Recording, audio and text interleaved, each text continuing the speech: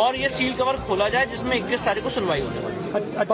Public domain में कब तक इसको लेकर क्या आगे भी आप बात नहीं, हमें पूरी उम्मीद है कि 21 तारीख को जो सुनवाई होगी उसमें सील कवर खुलेगा और हमें रिपोर्ट की कॉपी सप्लाई की जाएगी, जो हमारा एक लीगल राइट है। और इस तरह का आदेश नहीं पारित हो सकता है कि रिपोर्ट मीडिया से शेयर ना की जाए। पहले भी जो 10 अगस्त का ऑर्डर हुआ था कि रिपोर्ट का आप जो सर्वे हो रहा है उसके बारे में नहीं बोलेंगे, ऐसा कोई भी प्रावधान सीपीसी में नहीं है। पर मामले की संवेदनशीलता को देखते हुए हम लोगों ने उसके बारे में कोई अपील नहीं की। पर सीपीसी में ऐसी कोई प्रक्रिया नहीं है जिससे मीडिया को बाधित किया जा सकता है कोर्ट की प्रोसीडिंग्स रिपोर्ट करने के लिए। इनफैक्ट सुप्रीम कोर्ट ने ये बात कही है अपने जजमेंट में that sunlight is the best disinfectant. और आप कोर्ट की प्रोसीडिंग्स को आप इन कैमरा प्रोसीडिंग्स नहीं बना सकते हैं। कोर्ट की प्रोसीडिंग्स को हर आदमी को अवलोकन करने का, सुनने का अधिकार है और उसको आप नहीं रोक सकते। आजकल तो कितनी ऐसी हियरिंग्स हो रही है सुप्रीम कोर्ट पे जिसका लाइव टेलीकास्ट किया जा रहा है और यहाँ पे बात हो रही है कि रिपोर्ट सील कवर में रखी जाए और उसको किसी को दिखाया ना जाए। राम मंदिर की रिपोर्ट भी पब्लिक डोमेन में, उसको सब लोग देख रहे हैं, इसलिए इस रिपोर्ट को सील कवर में फाइल करना, ये हम कह रहे हैं एएसआई ने आज ये सुप्रीम कोर्ट के ऑर्डर का उल्लंघन किया है और 21 तारीख को हम कोर्ट से मांग करेंगे कि इस रिपोर्ट की कॉपी सबको दिखाई। क्या अभी आपने प्रार्थना पत्र दे दिया है? हमने प्रार्थना पत्र इस बाबत कोर्ट को दे दिया। इस प्रार्थना पत्र को जरा विस्तार 4 अगस्त को सुप्रीम कोर्ट का ऑर्डर है और आप लाइव लॉ की रिपोर्ट पढ़ सकते हैं, जिसमें उनके सीनियर काउंसिल हुजैफा अहमदी साहब ने कहा था कि ये रिपोर्ट सील कवर में फाइल की जाए और सुप्रीम कोर्ट ने उस पर कोई आदेश पारित नहीं किया। तो इसलिए सील कवर में तभी रिपोर्ट फाइल होती है जब तक स्पेसिफिक कोर्ट का आदेश हो सील कवर में फाइल करने का। पीछे भी कुछ है क्या? नहीं, मैं सिर्फ इतना कहना चाहता हूँ, सील कवर में रिपोर्ट नहीं फाइल हो सकती थी और आज जब रिपोर्ट फाइल हुई थी तो उसकी कॉपी आपको जिन वादनीगढ़ के प्रार्थना पत्र पे ये पूरी कार्रवाई हुई, आप उनको कॉपी नहीं प्रोवाइड कर रहे हैं, तो मुझे लगता है कोर्ट की प्रक्रिया का उल्लंघन है और 21 तारीख को ये बात हम न्यायालय के सामने रखेंगे। हमने प्रार्थना पत्र दे दिया है।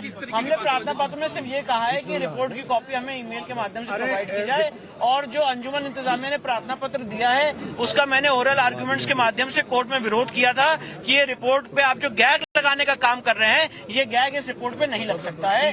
और सर्वे के दौरान 92 डेज के सर्वे के दौरान बहुत सारे सच उभर के सामने आए हैं।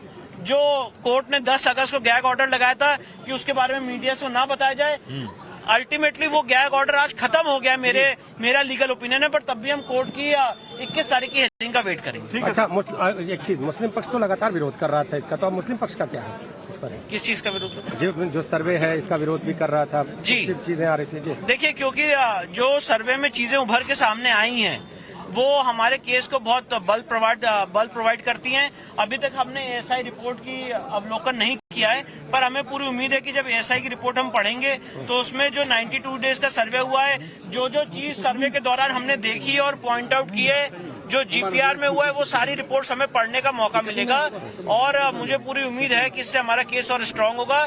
ये रिपोर्ट फाइल होना इस केस में एक टर्निंग पॉइंट है, पर रिपोर्ट सील कवर में फाइल नहीं हो सकती। 21 तारीख का इंतजार है विष्णु जी। हाँ, 21 तारीख। विष्णु जी, एक सवाल और भी कि जो सील वजू खाना है उसको लेकर कब फैसला? उसको लेकर सुप्रीम कोर्ट जनवरी में सुनवाई करेगी। 2 दिसंबर को मामला सुप्रीम कोर्ट में लगा था, पर अपने आप ही वो मामला सुप्रीम कोर्ट में डिलीट हो गया और उस पर सुनवाई नहीं हो पाई। तो हमें पूरी उम्मीद है जनवरी में जब कोर्ट खुलेगा तो उस पर सुनवाई होगी। तो बिल्कुल sir what happened today court का यही आदेश था कि आप ये रिपोर्ट कोर्ट के सामने फाइल करें।